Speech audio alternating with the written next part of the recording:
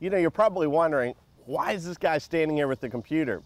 Well, this morning I was writing down some thoughts on angry people. Do you know any? I know a lot of angry people, but how do you deal with anger? I think the first step is understanding why people get angry to begin with. And honestly, there's two types of anger, and I began to write notes on this. I said, one's driven by fear, and the other's driven by ego. You all know the fear-based type of anger. It's when the little kid runs out into the street and the mommy goes, "What are you doing? You could have gotten killed." That explosive type of anger is typically driven by fear, but let me tell you the kind that you deal with at work. Most of the time, it's ego-based. That's a very challenging one because it's more subtle. It's passive-aggressive.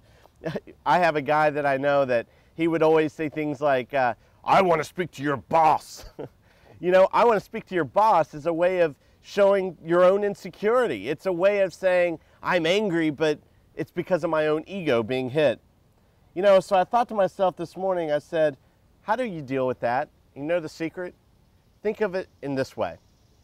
In 20 years, is this going to impact my life? And if the answer is probably not, in most cases that's true, it's probably not that big of a deal.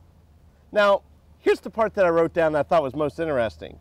You got to remember that you have to deal with these people for small chunks of time, just a few minutes here and there. But always remember, somebody else has to live with them.